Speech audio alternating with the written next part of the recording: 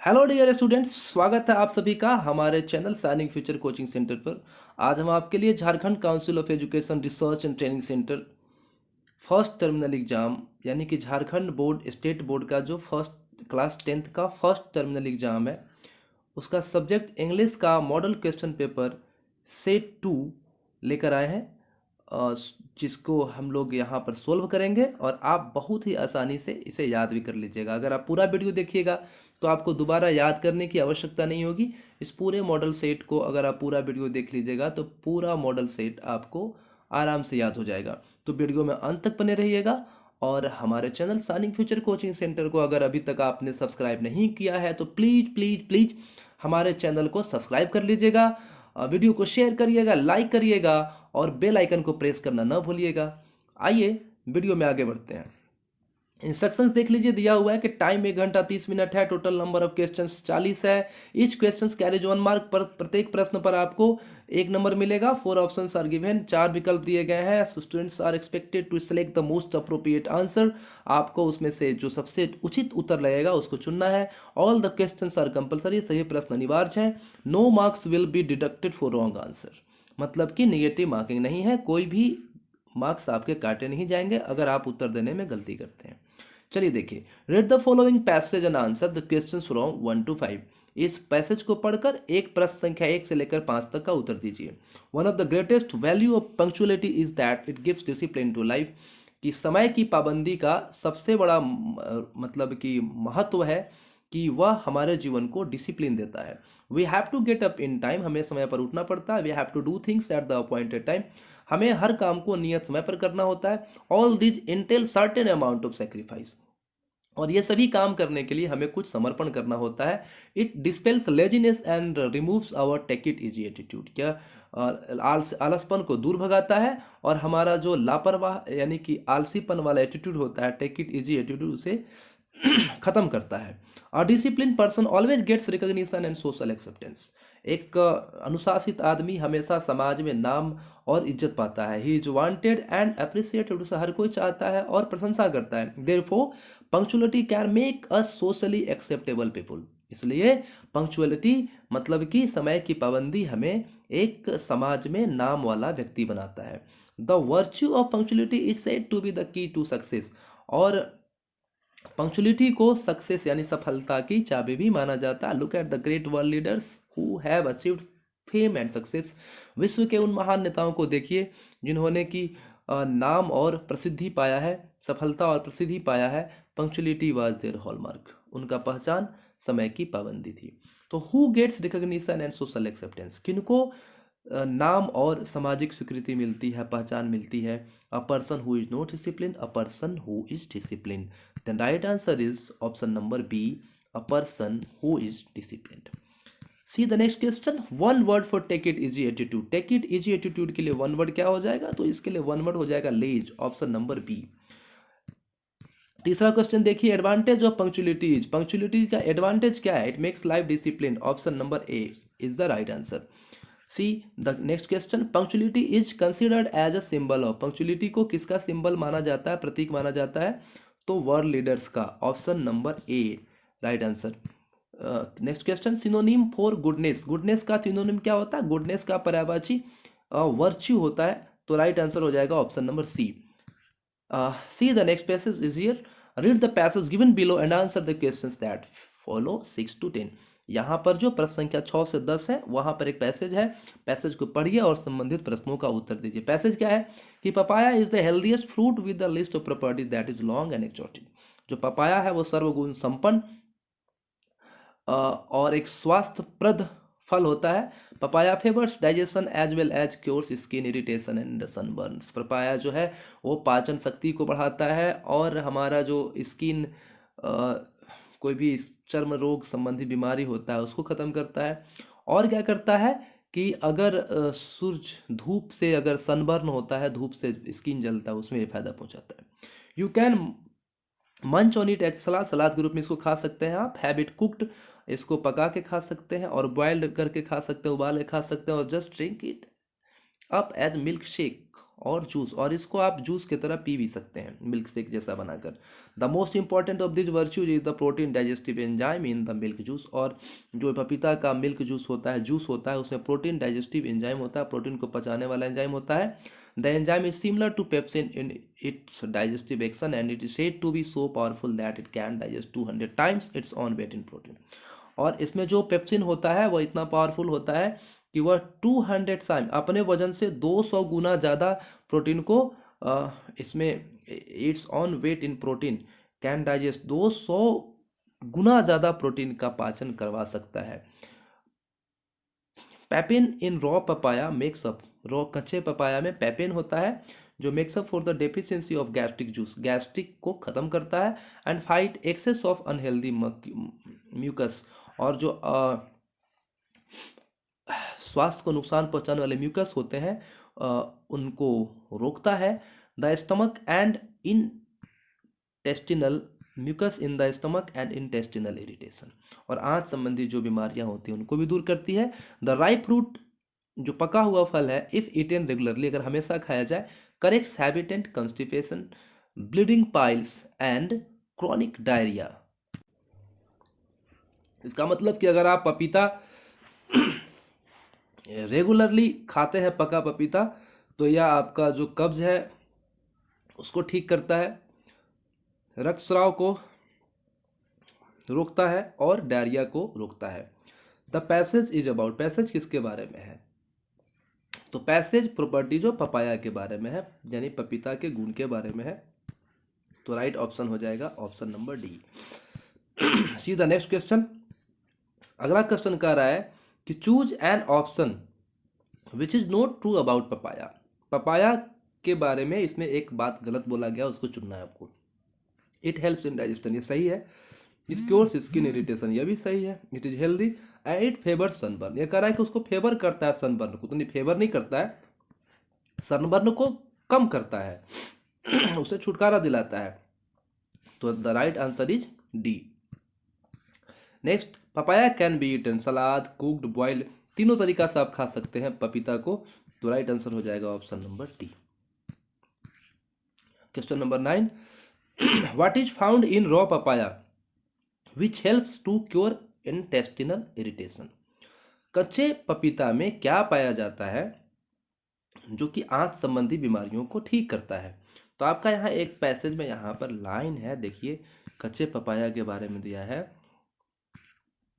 कि papain in raw papaya makes up for the deficiency of gastric juice and fight excess of unhealthy mucus in the stomach and intestinal irritation. तो क्या होता है? Piping होता है तो यहाँ पर आपका राइट आंसर हो जाएगा ऑप्शन नंबर बी, पैपिन। चलिए अगला प्रश्न देखते हैं। अगला प्रश्न कह रहा है कि व्हाट हैपेंस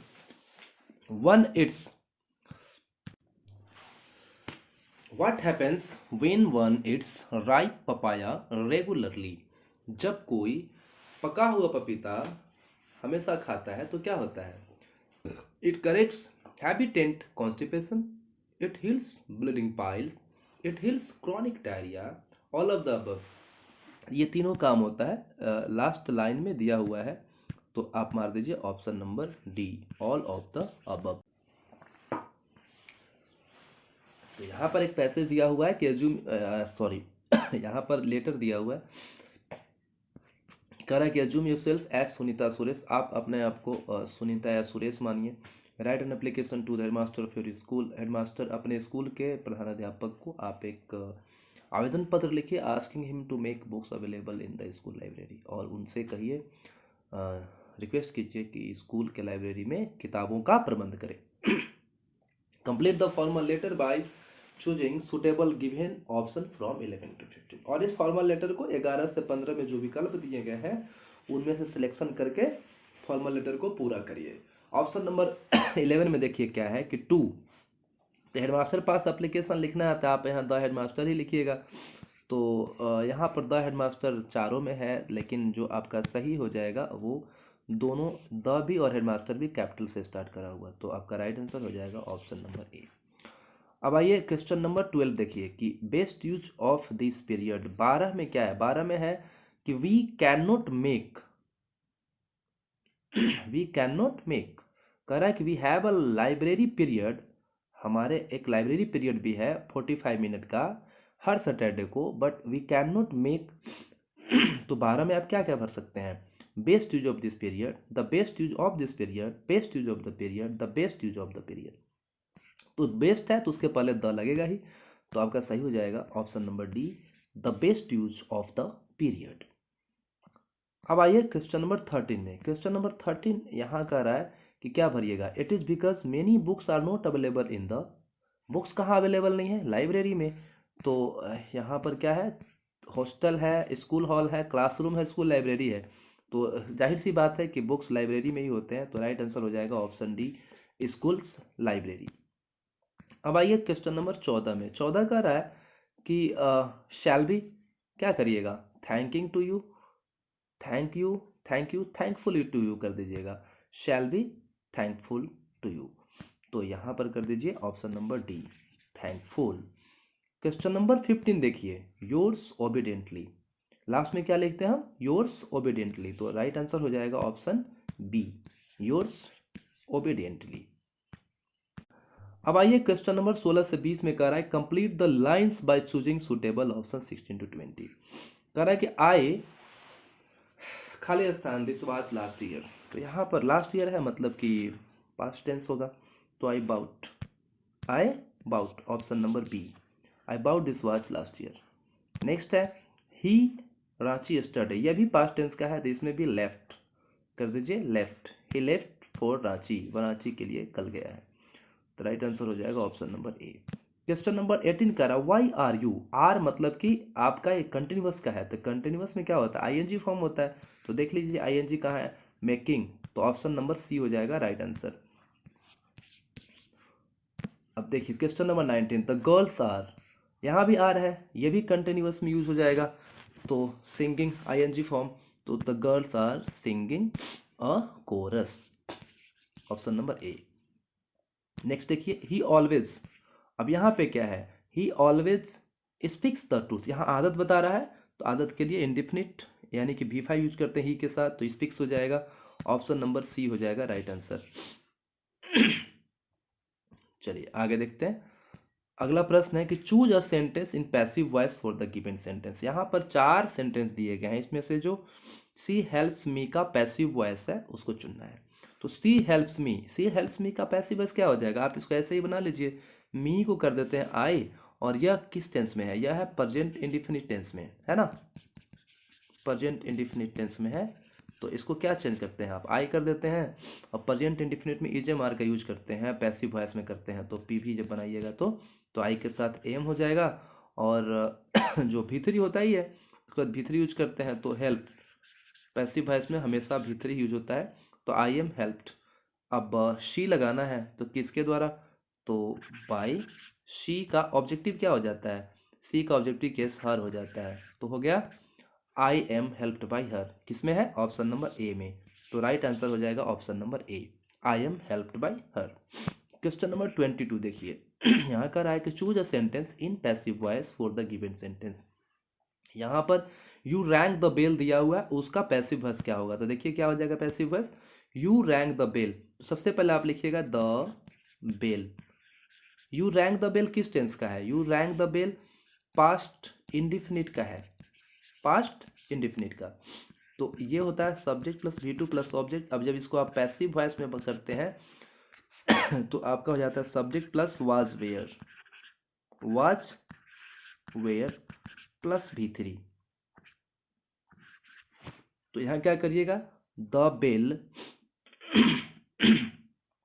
तो वाज, द बेल वाज, अब रिंग रैंक रंग, V3 क्या हो जाएगा, रंग, उसके बाद बाई यू, यू का ऑब्जेक्टिव भी यू ही होता है। अब देखिए कि the bell was rung by you किस में मिल रहा है आपको, the bell was rung by you option number C में मिल रहा है, तो राइट आंसर हो जाएगा option number C.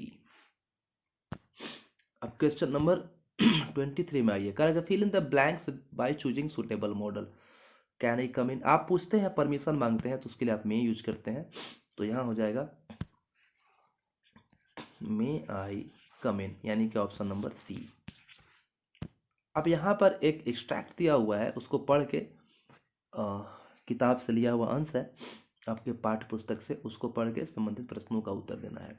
The house the only one in this entire valley sat on the crest, यह आपका जो पाठ है अ लेटर टू गॉड, उसका एक अंश है, उससे संबंधित प्रश्नों का उत्तर देना है। Where was the house situated, house कहाँ पर स्थित था?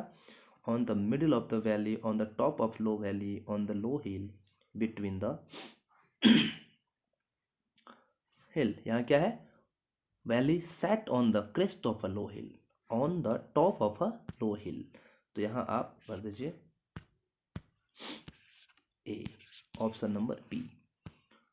क्वेश्चन नंबर 25 कह रहा है कि what can be seen from the house, house से आप क्या देख सकते थे? The river, the field of ripe corn, दोनों, नदी भी देख सकते थे और पके हुए खेत, पके हुए फसल के जो खेत थे वो भी देख सकते थे। तो ऑप्शन नंबर सी। फिर क्या है? What does the earth need for a good harvest, अगर आप स्टोरी पढ़े हुए हैं तो आपको समझ में होगी कि उस समय जो फसल था उसको पानी की आवश्यकता थी। तो जो लेंचो था वो परेशान था, किस चीज़ के लिए परेशान था? अ शावर, कि कम से कम एक रिमझिम बरसात हो जाए। तो राइट ऑप्शन क्या हो जाएगा? सी, अ शावर। नेक्स्ट क्वेश्चन में आइए। Correct a word for heavy run, heavy run के लिए एक वर्ड डाउनपोर होता है। मूसलाधार बरसात को अंग्रेजी में डाउनपोर बोलते हैं, हैवी रेन को डाउनपोर। ऑप्शन नंबर ए हो जाएगा राइट आंसर। अब आइए क्वेश्चन नंबर 28 में। 28 कह रहा है कि the lesson his first flight is about, lesson जो फर्स्ट फ्लाइट वो किसके बारे में है? शीगल के बारे में है। तो राइट आंसर हो जाएगा ऑप्शन सी, सी गल।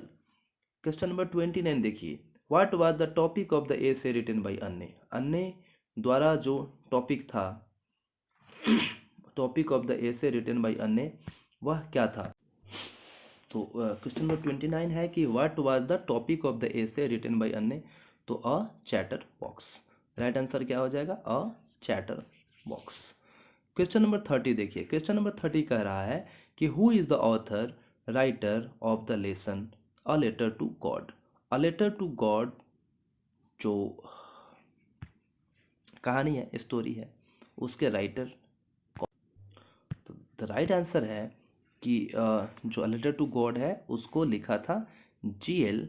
फुइंटस ने, जी.एल. फुइंटस। तो option number C. Question number 31 देखिए। क्वेश्चन नंबर 30 कह रहा है कि Robert Frost poem is, Robert Frost ने किस पोयम को लिखा था? Dust of snow, ice and fire, both A and B, दोनों, दोनों ने लिखा था या किसी ने नहीं लिखा था? तो दोनों को लिखा था या किसी को नहीं लिखा था? तो यहाँ पर हो जाएगा कि रॉबर्ट फ्रोस्ट ने, दे दोनों, डस्ट ऑफ स्नो और आइस एंड फायर दोनों रॉबर्ट फ्रोस्ट द्वारा ही लिखे गए पोयम है। तो ऑप्शन नंबर सी हो जाएगा right answer. Question number 32। Question number 32 कह रहा है कि who hears the sound of patrolling cars at night, रात में पेट्रोलिंग कार का साउंड कौन सुनता था? तो कौन सुनता है? टाइगर सुनता है। तो राइट आंसर हो जाएगा टाइगर। अब आगे है कि read the extract given below and answer the question that follow from 33 to 35। 33 से 35 नंबर का जो सवाल है उसका उत्तर देना है इस कविता के अंश को पढ़कर। तो क्या है प्रश्न, क्या है देखिए। प्रश्न है कि he stalks in his vivid stripes the few steps of the cage on pads of velvet quiet in his quiet rage, who composed this line, किसने लिखा है? यह है a tiger in the zoo. तो इसको लिखा किसने था? इसको लिखा था लेस्ली नॉरिस ने, लेस्ली नॉरिस। राइट आंसर हो जाएगा ऑप्शन नंबर ए। अब क्या है नेक्स्ट क्वेश्चन कह रहा है कि what does stalks mean here, stalks का मतलब क्या होता है? हर्न्स, इट, वॉक्स एंड स्लिप्स। तो स्टॉक्स का मतलब हो जाएगा वॉक्स। तो ऑप्शन नंबर डी हो जाएगा राइट आंसर। क्वेश्चन नंबर 35 कह रहा है कि ही इज यूज्ड फॉर हुम हियर, यहाँ इस पोयम में ही किसके लिए यूज किया गया है? तो ही टाइगर के लिए यूज किया गया है। तो राइट आंसर हो जाएगा ऑप्शन नंबर ए। अब प्रश्न संख्या 36, choose the correct option for the given question from 36 to 40। Which of the given character is not in the story, triumph of surgery में इनमें से कौन सा कैरेक्टर नहीं दिया हुआ है? James Herriot, Edgewell, Mrs Pumphrey and Tricki. तो यहाँ पर तो देखिए चारों कौन कौन थे। जेम्स हैरिस जो थे वो डॉक्टर थे, तो वो तो कैरेक्टर थे। आयुष्वेल पता नहीं। मिसेस पंफरी जो थे वो कुत्ते की मालकिन थी। टिकी खुद कुत्ता था, तो इसका मतलब कि जो आयुष्वेल थे वह इस स्टोरी की कैरेक्टर नहीं था आयुष्वेल। तो ऑप्शन नंबर बी हो जाएगा राइट आंसर। अगला प्रश्न देखते हैं कि what was the cause of Tricki's ailment. Tricki क्यों बीमार था। Over eating, lack of exercise, both A and B. तो हाँ, ओवर ईटिंग यानी कि ज़्यादा खाता भी था और एक्सरसाइज भी नहीं करता था, इसलिए टिक्की नामक जो कुत्ता था वो बीमार था। देखिए प्रश्न संख्या 38 क्या कह रहा है। प्रश्न संख्या 38 कह रहा है who was Anil in the story. Anil इस स्टोरी में कौन था। तो अनिल क्या था, रेसलर, कुश्ती करने वाला नहीं था। मैगजीन राइटर, हाँ अनिल मैगजीन राइटर था। अनिल पत्रिकाओं के लिए लिखा करता था, तो ऑप्शन हो जाएगा बी। क्वेश्चन नंबर 39 कह रहा है कि who has written the story the thief's story. Thief's story नामक कहानी को लिखा किसने है। तो उसको लिखा था रस्किन बॉन्ड ने। किसने लिखा था, रस्किन बॉन्ड ने। तो ऑप्शन हो जाएगा ए सही विकल्प। अभी क्या है, क्वेश्चन नंबर 40 कह रहा है कि what is Hari Singh a fairly successful hand at. Hari Singh किस कला में निपुण हाथ था उसका, हरी सिंह का। तो हरी सिंह कुकिंग में तो एकदम बोतल था, वो खाना बनाया था तो पहला दिन उसको फेंक दिया था अनिल ने। फिर बोरोइंग मनी भी नहीं, हरी लूटता था, तो रॉबिंग में निपुण था वो। तो ऑप्शन हो जाएगा सी, हरी सिंह वही चोरी करने में निपुण था। वीडियो में बने रहने के लिए आप सभी का बहुत बहुत धन्यवाद। पुनः आपसे एक रिक्वेस्ट करूंगा कि हमारे channel signing future coaching centre को सब्सक्राइब कर लीजिएगा, वीडियो को शेयर करिएगा, लाइक करिएगा और कमेंट बॉक्स में जाके आप कमेंट भी करिएगा कि वीडियो आपको कैसा लगा। Thank you very much.